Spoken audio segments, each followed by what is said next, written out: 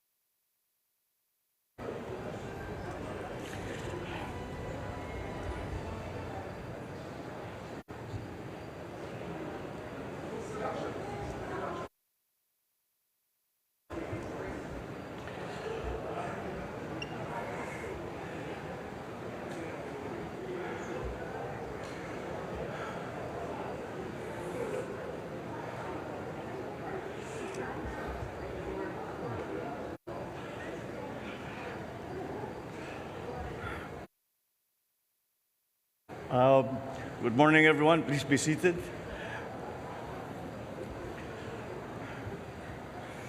It is good to be home, to see everyone all bright-eyed and bushy-tailed on this early Sunday morning. Nagising kayo ng maaga. Sorry na lang, but ganun yung flight schedule namin. Pabatiin ko lang ang ating mga kasama, yung ating mga cabinet member na sumama sa Philippine delegation na nandito. Siyempre, ang ating mga ibang cabinet member na nagbantay habang kami ay nagbabiyahe. Vice President Sara Duterte. Nandyan PC. Pasay City Lone District Representative Antonio Calixto. The AFP Chief of Staff, Lieutenant Bacaro, and Major Service Commanders. Other distinguished guests, ladies and gentlemen, good morning. I am pleased to report to you and the Filipino people the main outcomes and results of this working visit of ours to New York from 18 to 24 September. My first activity upon arriving in the United States was to meet with the Filipino community. And their smiles, their songs, and their welcoming took away the weariness of a 16-hour flight from Manila. And in our meeting, I thanked our kababayans who came. Some came from Canada, some came all the way from Florida. I thank them for the work that they do and their contributions to the communities in the Philippines and in the United States. I also once again expressed my respect and my admiration for their commitment to the future and welfare of their families, including those who are still back home here in the Philippines. I also took the opportunity to share with them some of our priorities and plans under this administration and their important role in the work ahead. I also emphasize that by working together, we can build a better future for our country and our people. The main event of this visit to the United States, to New York specifically, was to deliver our national statement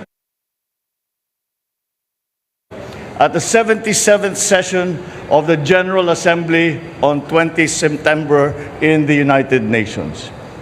In my speech, I articulated the role we see for the Philippines working with the United Nations in building a brighter future for our people and a safer and more just world for us all.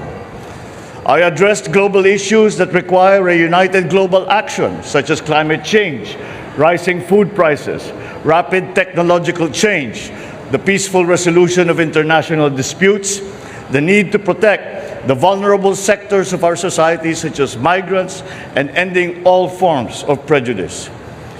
I also shared our experience in the BARM peace process, boosting agricultural productivity and promoting human rights to the UN Joint Program on Human Rights. And I reiterated the Philippines' belief in the primacy of the rule of law as embodied by the UN Convention on the Law of the Sea, or UNCLOS. I also met with UN Secretary General Antonio Guterres, and we reaffirmed the necessary partnership between the Philippines and the United Nations. The Philippines is a founding member of the United Nations, and I intend to strengthen this tradition of Philippine engagement with the UN. I expressed interest in enhancing our role in UN peacekeeping operations, especially in the areas such as the Middle East, where we have a large concentration of OFWs. I also extended an invitation to the Secretary General to visit the Philippines in the near future. During the conference in the United Nations, I also held formal and informal bilateral meetings with leaders of our key partners, such as the US, such as Japan, and I shared with them the priorities of the Philippines to work with them in addressing food and energy security and climate change, amongst other many issues. Our discussions were very productive, and the members of the Cabinet will now work to operationalize the many areas of cooperations that we identified. I met also with a number of business leaders from different US companies during the week, and all of them committed to be a part of our development and economic growth. Together, we will be working on addressing some of our key economic challenges, particularly, once again, climate change, food security, energy security, to name but a few. There will be, I believe, good news to share in the next few months, particularly in terms of their plans to expand and further broaden their investment footprint in our country. Our discussion with the U.S. business community affirms the optimism with which international investors view the Philippines today. I also delivered a keynote address at the New York Stock Exchange and at the Philippine economic briefings, which drew institutional investors, senior corporate executives, fund managers, and entrepreneurs. At these meetings, I shared with them our vision for the future and how important it was to address the key challenges that continue to constrain the development of our economy. I also informed them about how we intend to deal with some of the fundamental problems in our food, energy, and broader economic security. I also emphasized the importance of peace and stability in the region and the important role of great powers like the United States, so that developing countries like the Philippines can have the space to achieve growth potentials. It was thus an honor to ring the closing bell on the trading floor of the New York Stock Exchange at exactly 4 p.m. in the afternoon of September 19th.